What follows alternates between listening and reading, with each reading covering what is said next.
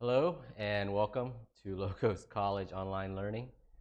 This is Achan Toto. Today we're gonna start your career guidance online learning.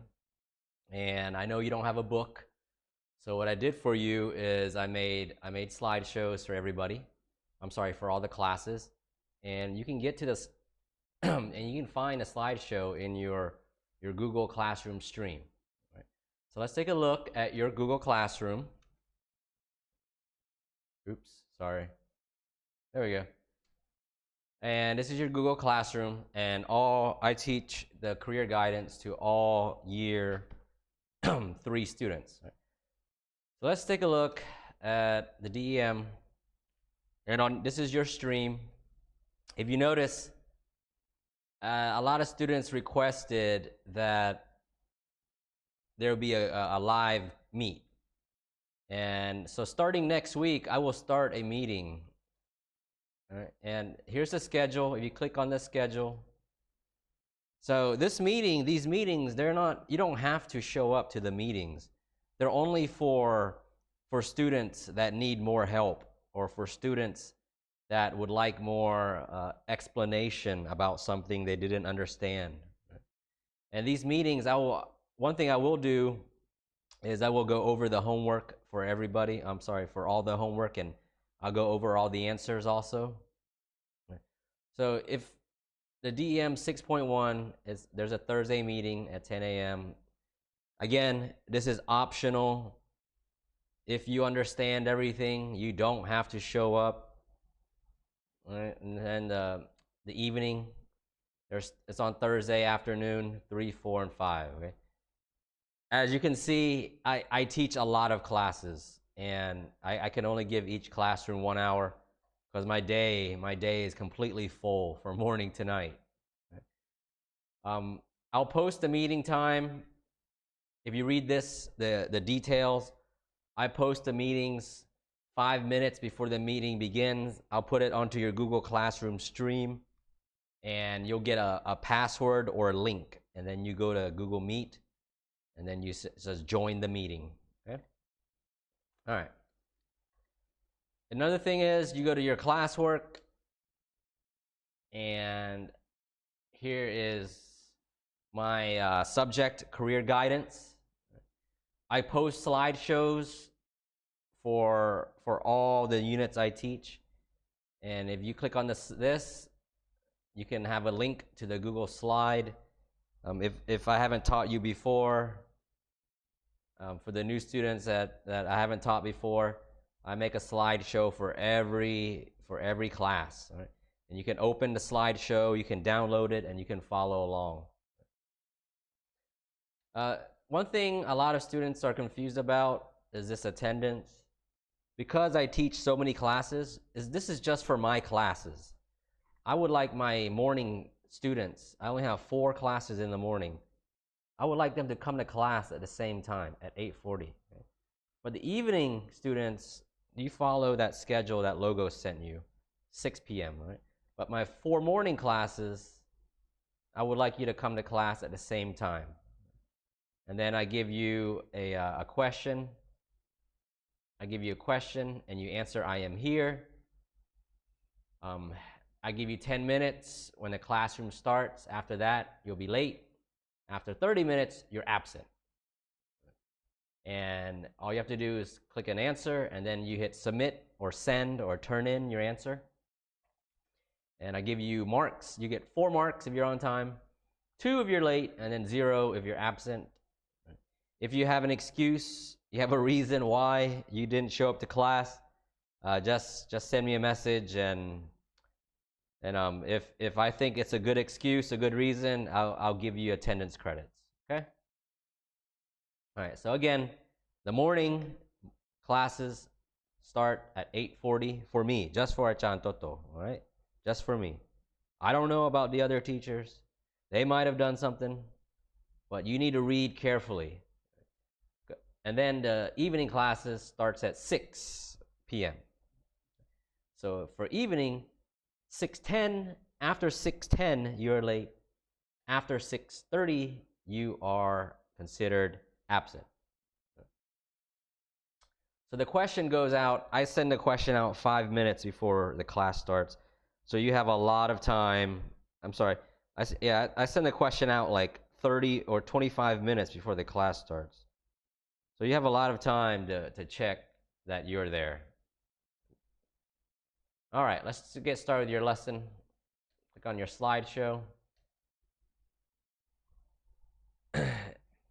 I don't know how far you got with the other teachers on career guidance, but I want to spend these next 4 or 5 weeks with you talking about the most important things in order for you to get a job, to start a career so that you can make money after you graduate, right?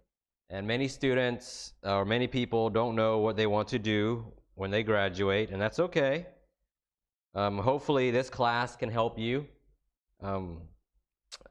send you or guide you in a direction that you can find a career or a job that you're happy working. So we're going to focus on 2 things. Right? We're going to focus on 3 things. This unit's about CVs and cover letters. The next unit is going to be about your job interview. So if you want to start, you want to follow along on your slideshow. Oops, sorry, let me present. And we're going to talk first about CVs. All right. So now, you graduated, and there's many choices for you to do after you graduate. It's like, what's next?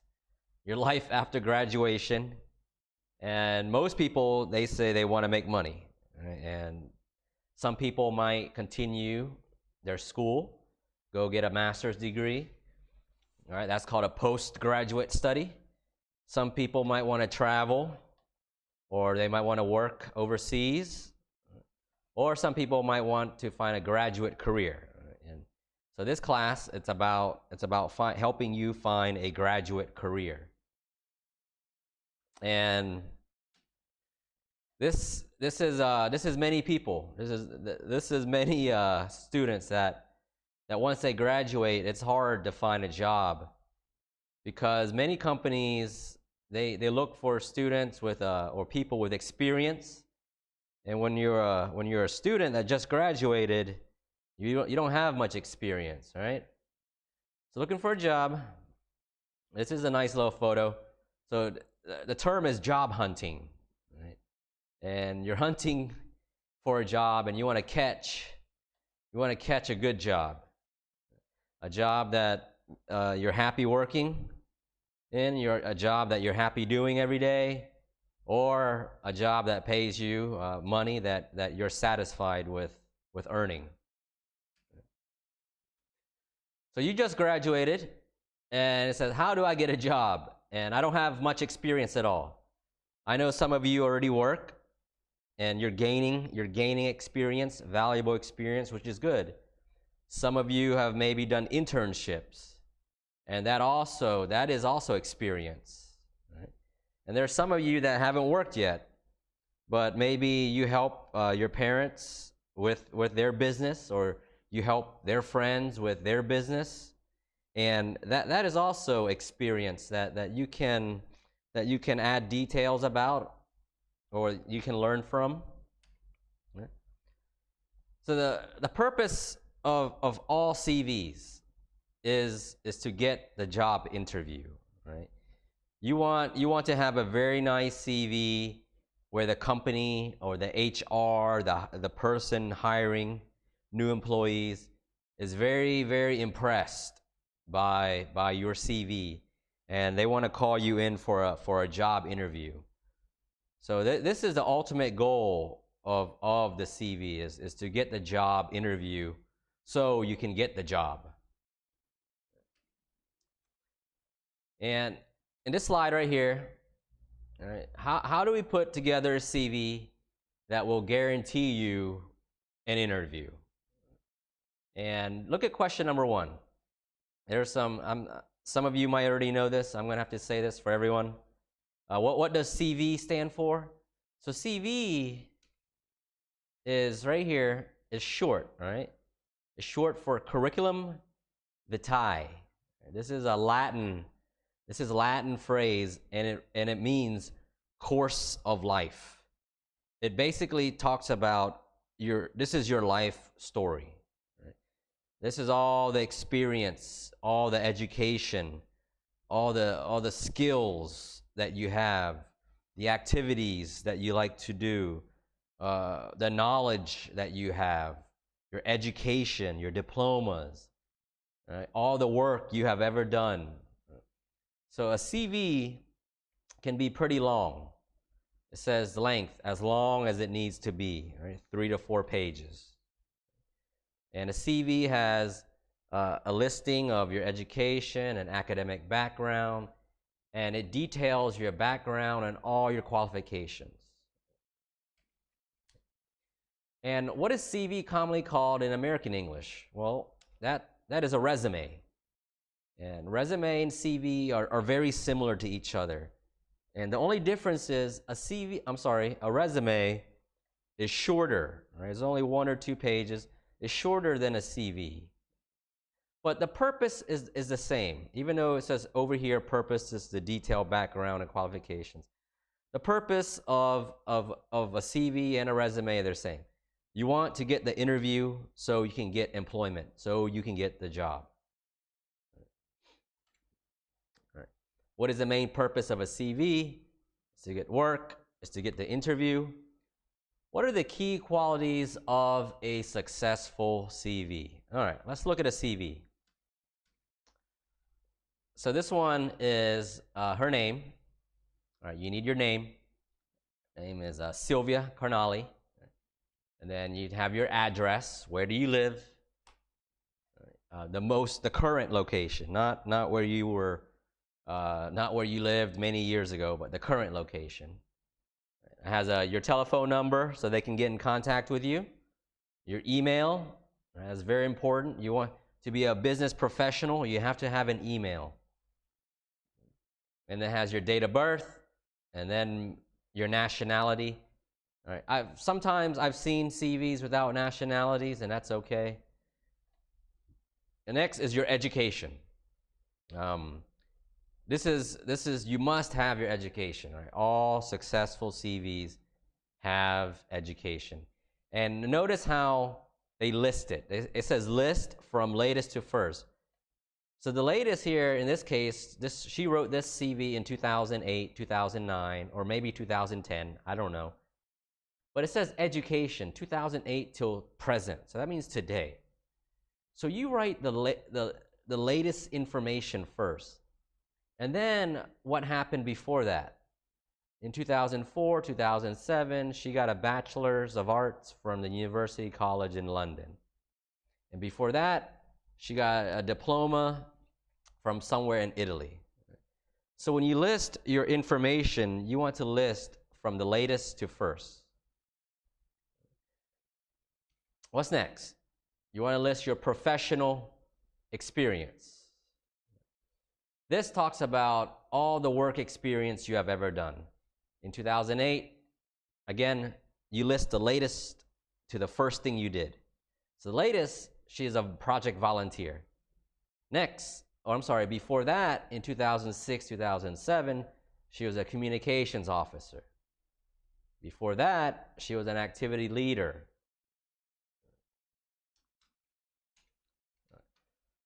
So what do we have so far? What are the key qualities of a successful CV? Well, so far you need your name, address, telephone, email, date of birth, education, professional experience. All right, so that's 7 things already. What's next? Activities and interest. So that's 8 things now. So activities, you talk about the things that you like to do in your spare time, in your free time. How do you relax? Here, this person went on a mountain trekking trip in South America in September 2007. Before that, she volunteered as a Greenpeace active member.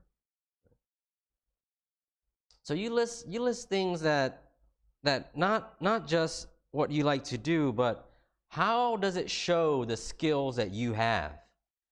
Right? You're not going to list, oh, I like to play, I like to watch TV, or I like to play sports. You want to state it in a way that makes you sound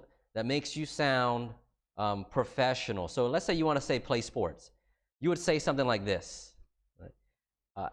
Active member of a team sports of a soccer team, in which I was a team captain. If you were a team captain, that way it shows leadership and it shows team working skills. All right, next, your languages. So many of you speak many languages. You could say I'm a native Lao. All right, that's my mother tongue. All right, mother tongue just means your native language. That's Lao. Maybe it's Korean. All right, maybe it's Chinese or Mandarin. Maybe it's Hmong.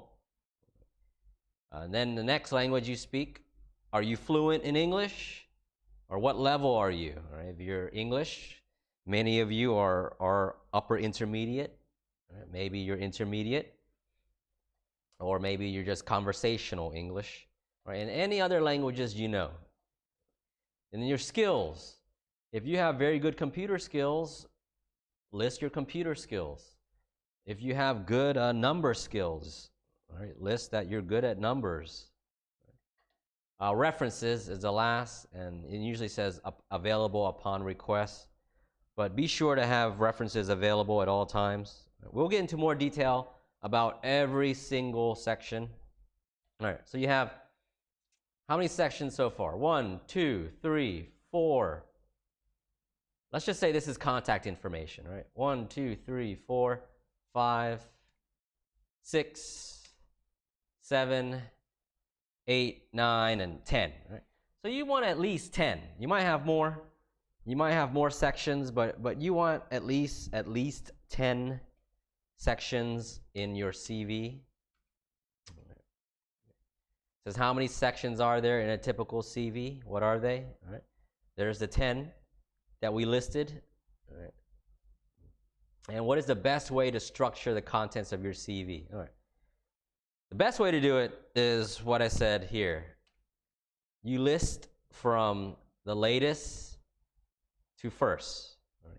You always list what happened, or what's the latest thing that happened, and then what happened before that, and then what happened before that, all the way down to what happened first. Right? If you're still doing it, if you started in the past and you're still doing it, you just say to present. So there's two types of CVs. There's chronological CV, or there's a skills-based CV. Chronological lists the things from latest to first. Right? Skills-based CVs, this is becoming more popular these days because this shows the employer immediately what skills do you have. It talks about the best, your strengths, the best things that you can do first. And it gives details about each skill. And this is good for people without a lot of work experience, because maybe you don't have experience to list in chronological order. So if you list your best skills first, that will catch the attention of the HR manager or the employer. All right. So this one by Sylvia, this is an example of a chronological CV. All right, talks about she lists her experiences from the latest all the way to her first experience. Same thing with her activities and interests.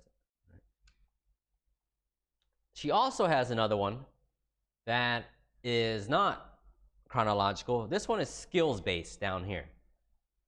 And her skills-based CV starts, this is her heading right here.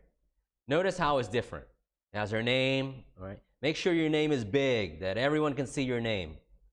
And then it has her contact information over here. And you notice it doesn't really say her birthday, and it doesn't say her nationality. And the first thing, or the next thing after that, is you see it in this box right here. This is called a personal statement.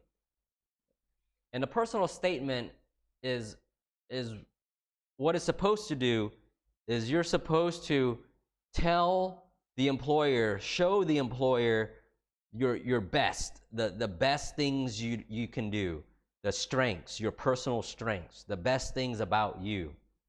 Right? Look what Sylvia wrote about herself. Well organized, highly motivated communications strategy advisor.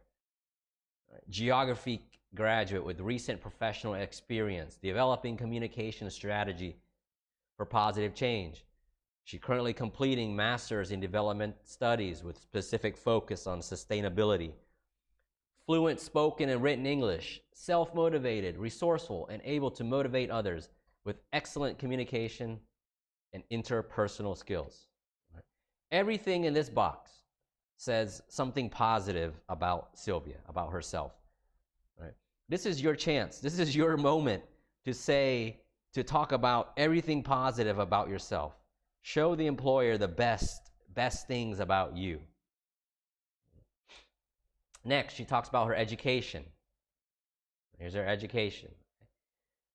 Next, she starts listing the skills. She has 4 skills. Right?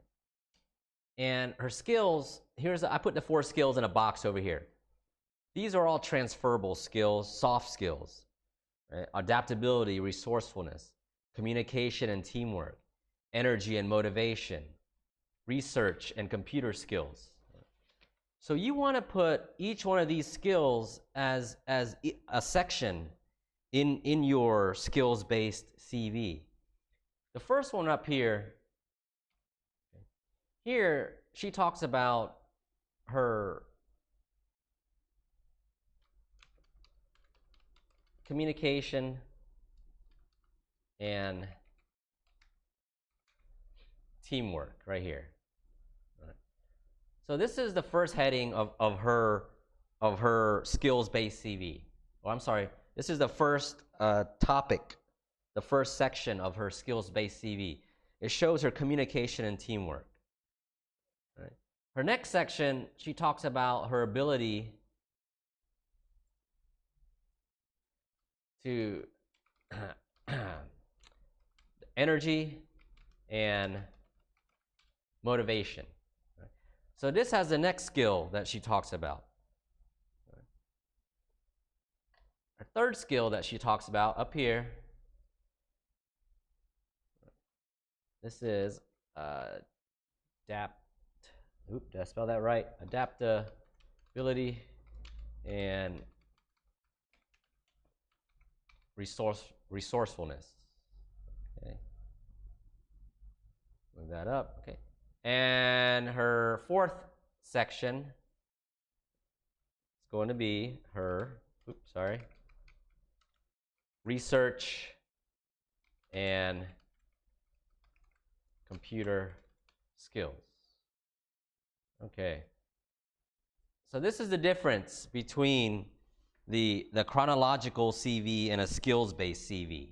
The chronological CV listed all this information we talked about before: her name, address, contact information, personal information, education, professional experience, activities, interests, and then her skills, her languages, and then references.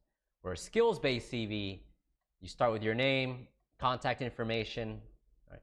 And then you have a personal statement that talks about the best things about you. And then it has your education.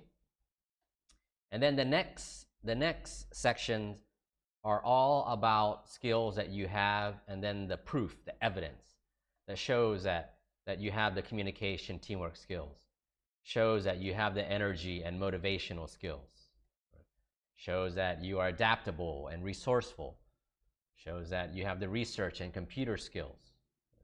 Then at the very bottom, she talks about her employment history. You notice that she only talks about what company and what year and where it's at.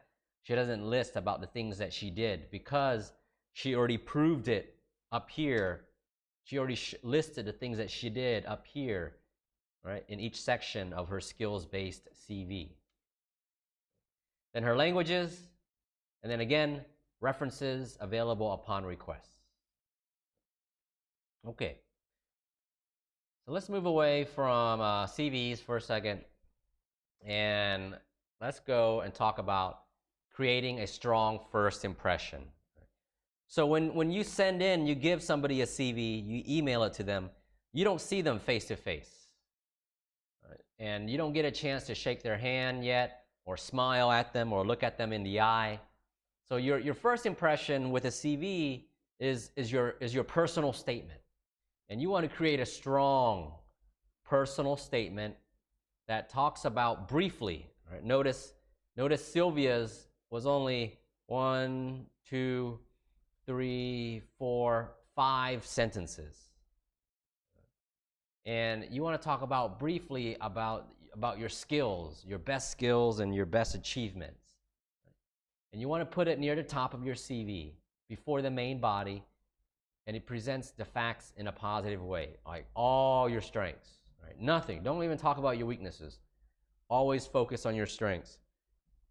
Right? A well-written personal statement will immediately capture the attention of the employer and make them want to find more about you.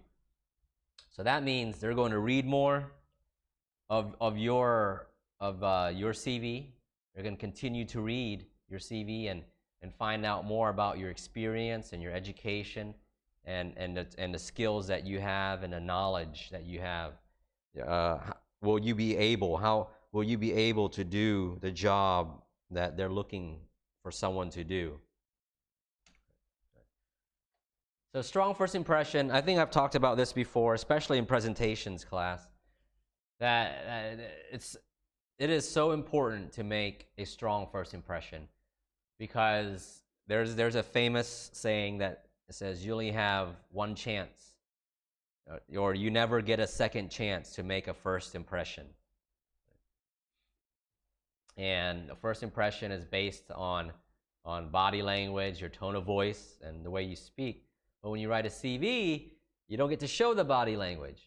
So that's why you need strong personal statements in your CV. And this is Sylvia's personal statement again. Let's get to it. Sorry.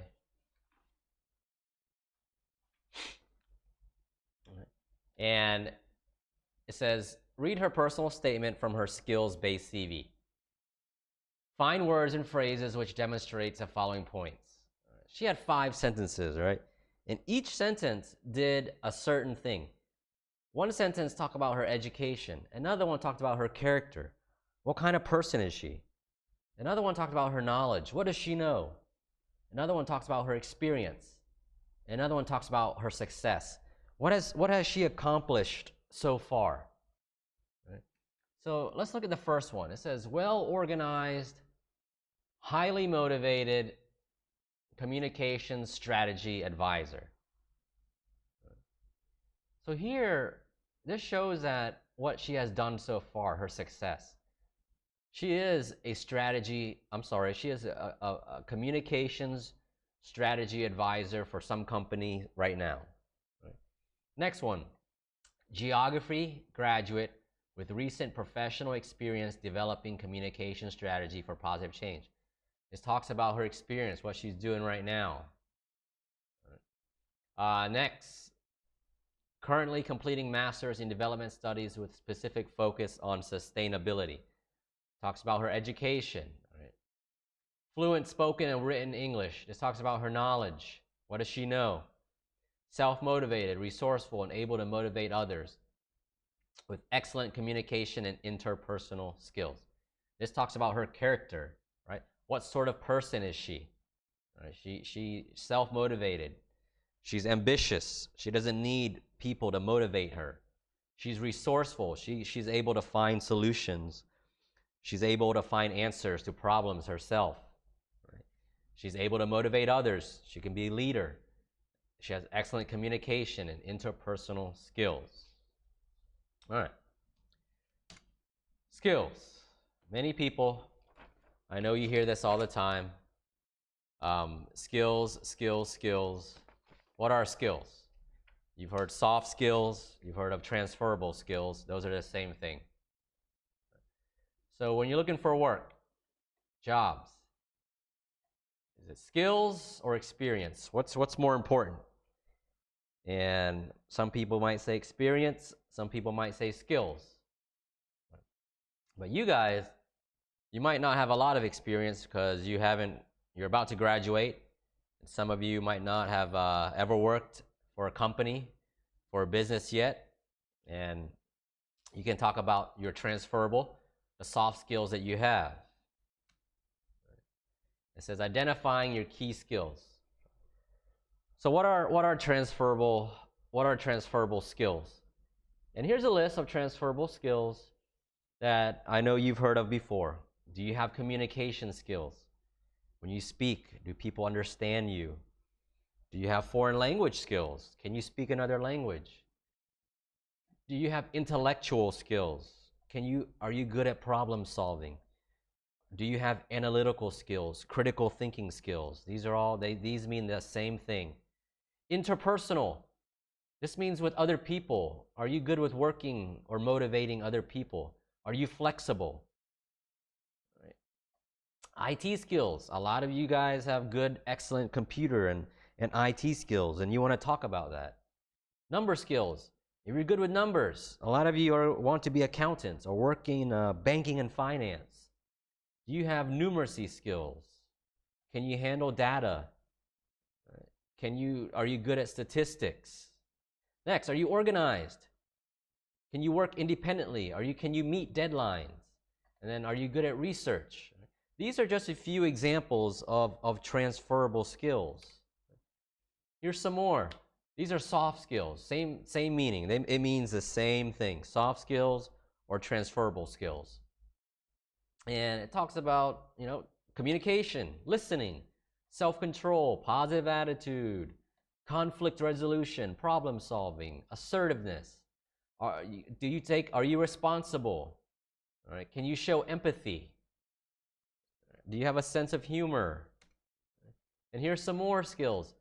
If you notice, it says soft skills. And the reason why they're soft skills and transferable skills is because you can use these skills in many, many, many jobs. Not just one job, not just one specific job. All right, I'm sure you'll have many jobs in your life, and soft skills are skills that you can use in all jobs. All right, this one is for an IT professional. Right? And this one was for customer service, like if you want to work at a hotel or a restaurant, or you want to own your own business. That is customer service. Right? Here, look at this is for IT. You notice the same skills, same soft skills are for IT as they are for customer service. Right? There's communication again. There's listening again. There's leadership, teamwork, all right, flexibility, determination. Right? So this is why they're called soft skills, because you need them for many jobs. Or I'm sorry, you can use them for many, many jobs. Other ones. These five are, if you want to find success on any job, you need to have time management. That is very, very important right there, time management. And learning good time management is hard. And as you grow older, you'll get better at it. Right? Networking, the more people you know, the better chances of you getting that job. Right? Sometimes it's not about what you know, but it's who you know. Right? Teamwork, many jobs will require you to work with a lot of people. You got to be able to work with people. Creative thinking, problem solving. Do you have analytical skills? And then conflict resolution. This is interpersonal skills. Can you get along with other people?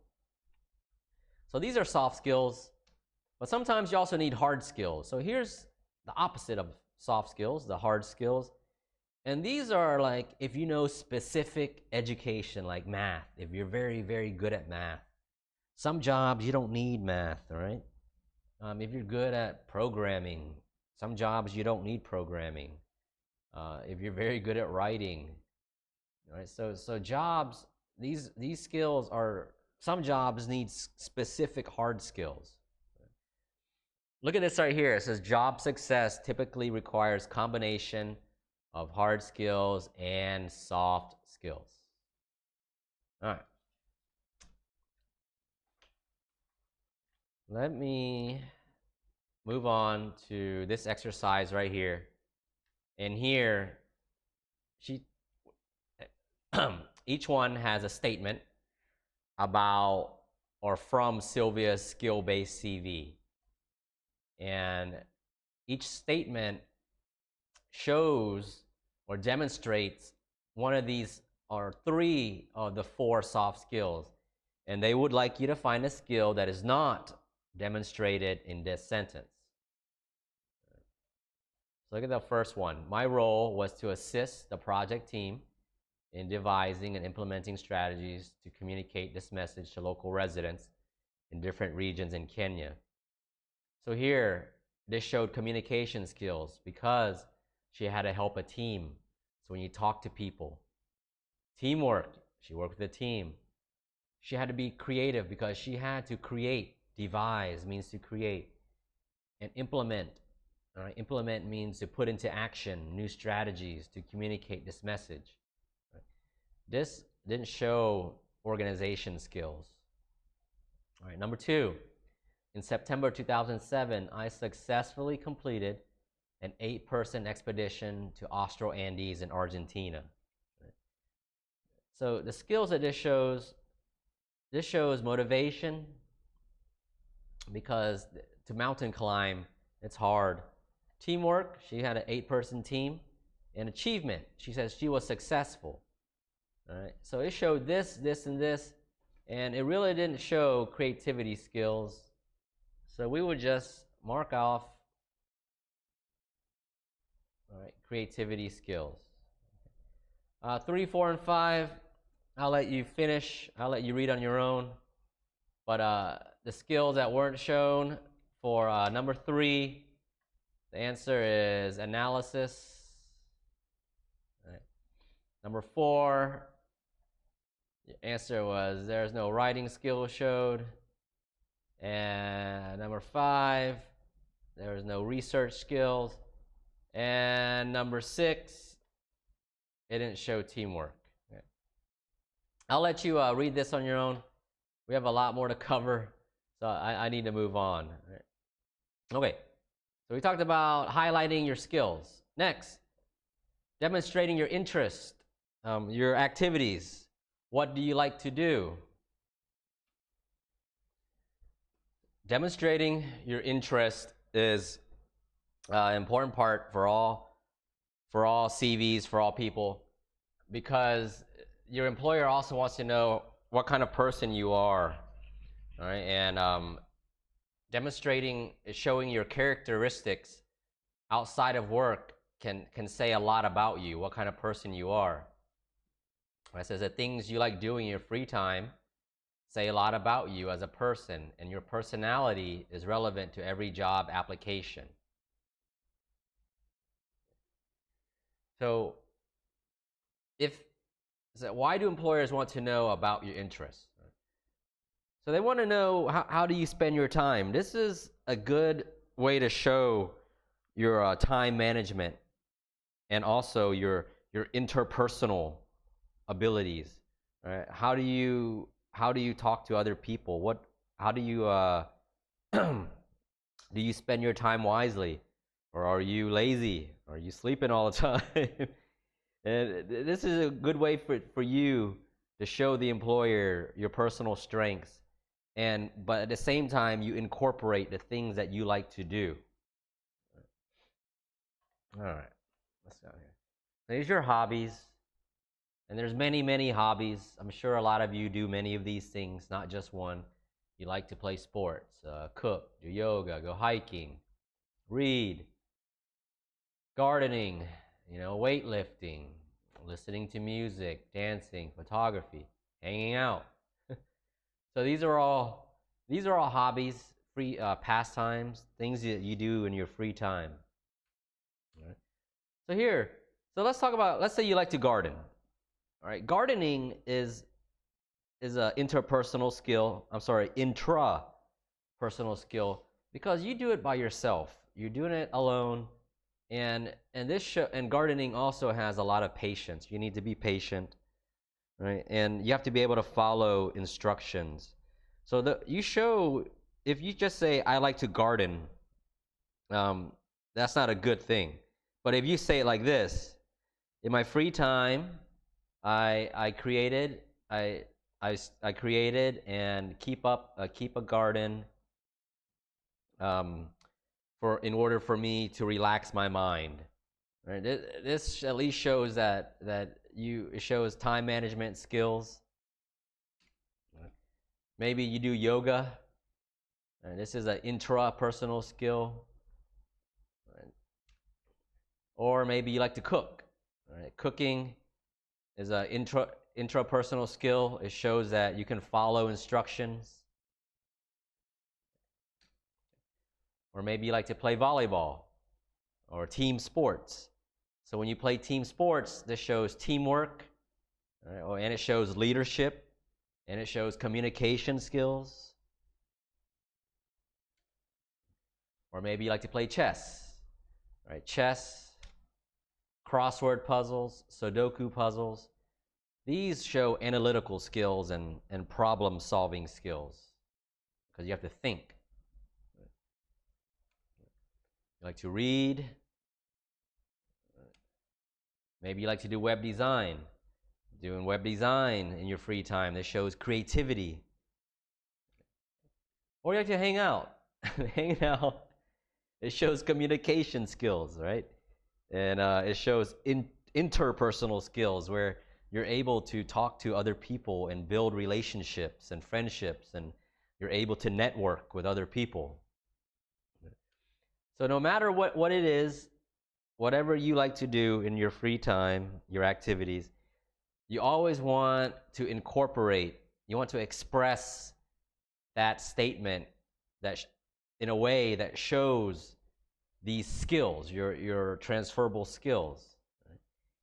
If you notice here, it says team sports, right? Football, volleyball. Right? So this shows interpersonal skills, but at the same time, it also shows leadership skills up here, because, like I said, sometimes you might be the team captain, right? And then if the team captain, you are the leader of the team. Here, if you like to do things by yourself, individual competitive sports, right? This shows self-motivation and determination. If you like to travel, right? Maybe it shows language skills up here. It also shows intercultural awareness, because you have to go and experience other cultures and other countries. If you like to do mind sports and activities like chess and puzzles, right, this shows analytical skills and intelligence. If you like to paint, you like to take photographs, you like to draw, you have artistic interests, this shows creativity and resourcefulness. Okay, so that was a lot today. I think I'm going to end it there. Next week, we're going to continue about sections on your CV. And next week, we're going to start about highlighting your work experience. All right? And then we're also going to talk about detailing your education and qualifications next week. And we're going to talk about avoiding common CV mistakes. Okay. Okay. Oh, what I'll do is I'll send,